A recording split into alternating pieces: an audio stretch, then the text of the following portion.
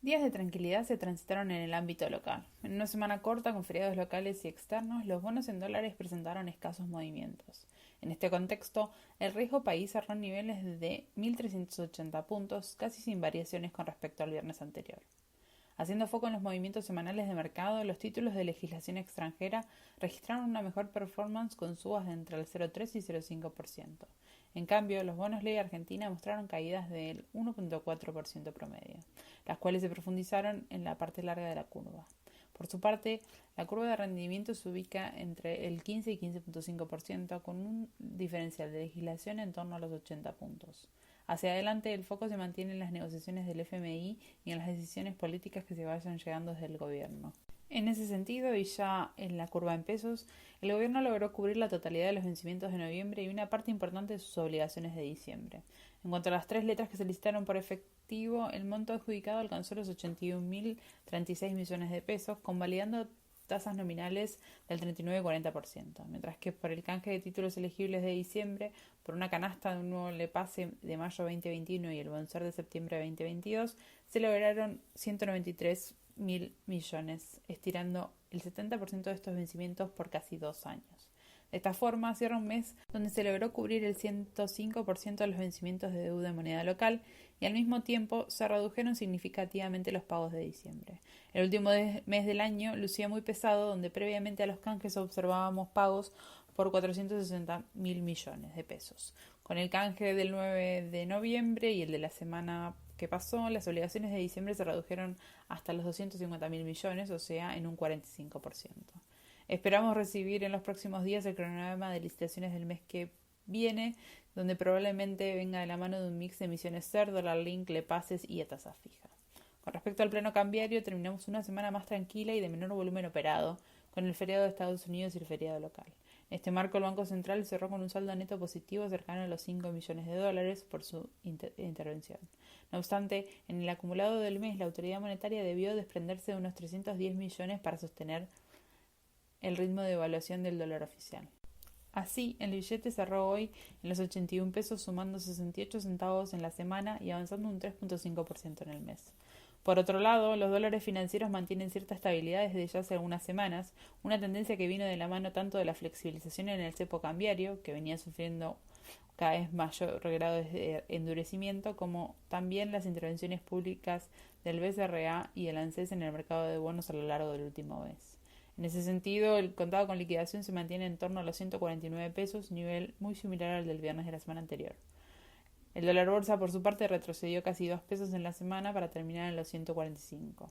De esta manera, la brecha cambiaria alcanza el 76,84%, lo que implica una importante baja respecto de los máximos de mediados de octubre, pero ubicándose todavía en niveles muy elevados. En el plano de la renta variable cerramos con una fuerte suba semanal del 8,9% para el S&P Merval, que llegó a alcanzar los 55.470 puntos este viernes. Si nos concentramos en las acciones líderes, las principales sumas fueron para Banco Francés, YPF, Macro, Loma, entre otras, mientras que las únicas caídas fue para Cresud de apenas un 0,5%. Medido en dólares y en medio de la estabilidad de los tipos de cambio implícitos, el Merval acumula un alza del 8,5% de la semana, siguiendo con la recuperación iniciada a fines de octubre cuando se ubicaba en los 270 puntos. Con el mes por finalizar, el índice acumula un alza en dólares cercana al 30%. Ya en el plano internacional terminamos una semana corta pero muy positiva para los mercados norteamericanos, en medio de un mejor clima político y las noticias positivas sobre la vacuna.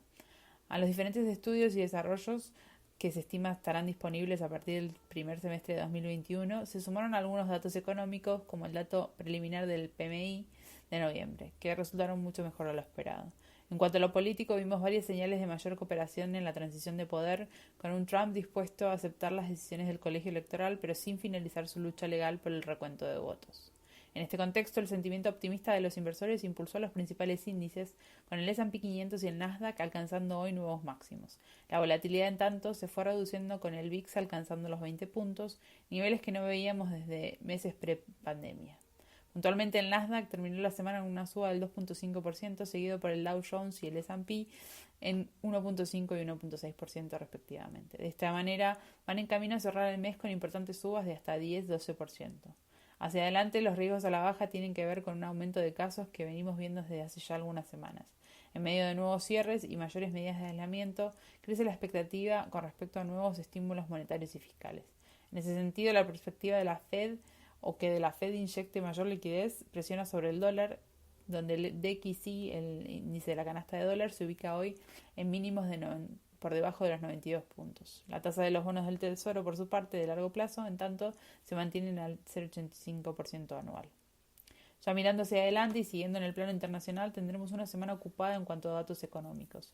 Los mercados en este contexto se mantienen atentos a las lecturas finales de los PMIs, el nivel de precios y la balanza comercial. Contaremos además con los índices de ISM y el informe de empleo norteamericano del mes de noviembre, en donde se espera una tasa de desempleo del 6,8%, levemente por debajo del 6,9% del mes anterior.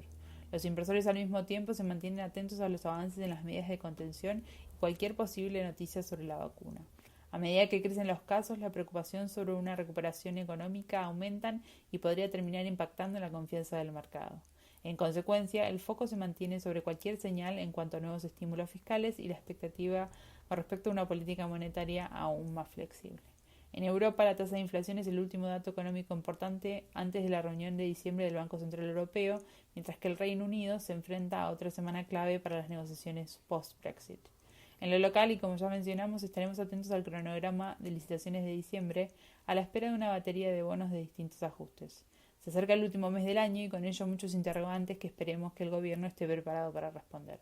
En ese sentido, la clave está en el acuerdo con el FMI, siendo este el principal posible driver positivo para el mercado, entendiendo que podría impulsar el diseño de un plan de convergencia macroeconómica.